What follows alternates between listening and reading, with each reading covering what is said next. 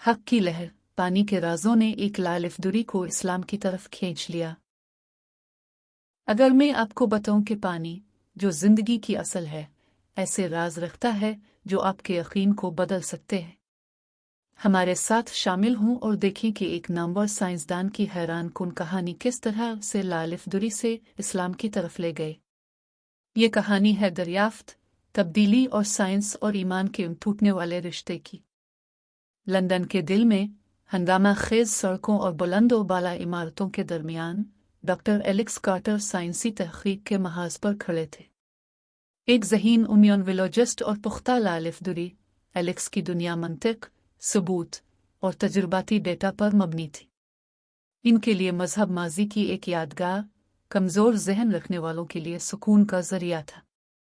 उनकी जिंदगी उनकी लेबॉर्ट्री के गिर्द घूमती थी, जहां वो फितरत के असरार को जांचते और ऐसे मुज़ाहिर की वजाहत तलाश करते जो दूसरों के लिए नाकाबिल फहम थे। एक शाम, जब डूबता सूरज अपनी सुनहरी रोशनी से लेबॉर्ट्री को नहला रहा था, एलेक्स की नज़र एक मजमून पर पड़ी जिसने उनकी दिलचस्पी को जगा दिया। इसका उन्वान था पानी की याद, मेमोरी ऑफ वाटर, जो फ्रांसीसी इम्यूनोलॉजिस्ट रॉब बिनोनस्ट ने 1988 में पेश किया था। यह ख्याल हैरान कुन था, पानी उन चीज़ों को याद रख सकता है जो इसमें कभी घुली हुई थी, चाहे वो चीज़ें बाद में निकाल दी जाएं। इब्तिदा में एलेक्स ने इसे साइंस के नाम पर झूठा ख्याल समझा, लेकिन जितना ज्यादा वो पढ़ते गए, इतना ही ज्यादा दिलचस्पी पैदा हुई। क्या वाकई पानी में ऐसी खुसूसियत हो सकती है? सच्चाई तक पहुंचने के लिए एलेक्स ने तजुर्बात का सिलसिला शुरू किया। उन्होंने हल तैयार किए, उन्हें इस हद तक पतला किया कि असल मादा के कोई मालिक्यूल बाकी ना रहे। हैरत अंगेज तौर पर वो हल अब भी हयातियाती सरगर्मी दिखा रहे थे और जिंदा खलियों में रद्द अमल पैदा कर रहे थे। इसके नताइज शानदार थे। अगर पानी मालूमात को बरकरार रख सकता है, तो यह हकीकत क्या कहती है कि कायनात की असल नौइयत क्या है? हफ्ते महीनों में बदल गए और एलेक्स की पानी के असरार में दिलचस्पी गहरी होती गई। वो तहकीकी मज़ामीन का मुताला करते, कॉन्फ्रेंसों में शिरकत करते और साथियों से मशवरा करते। जितना ज्यादा वो सीखते, इतना ही उन्हें एहसास होता कि वो हकीकत में कितना कम समझते हैं। पानी के रवैये की पेचीदगी और नफासत महज इत्तेफाक से ज्यादा कुछ जाहिर करती थी। ऐसा लगता था जैसे कायनात कुछ गहरा पैगाम पहुंचाना चाह रही हो। एक मुकद्दर साज दिन, जब वो एक खास तौर पर पेचीदा डेटा का जायजा ले रहे थे, एलेक्स को एक लम्हे की वजाहत हासिल हुई। पानी के रवैये में जो पैटर्न मौजूद थे, वो फितरत में पाई जाने वाली नफासत से मेल खाते थे, कहकशाओं की तश्कील से लेकर डीएनए के ढांचे तक। ऐसा लगता था जैसे एक पर्दा हटा दिया गया हो और गहरी हकीकत सामने आ गई हो। क्या ये खालिक की मुदाखलत हो सकती है? ये एहसास एलेक्स की रूह को हिलाकर रख दिया।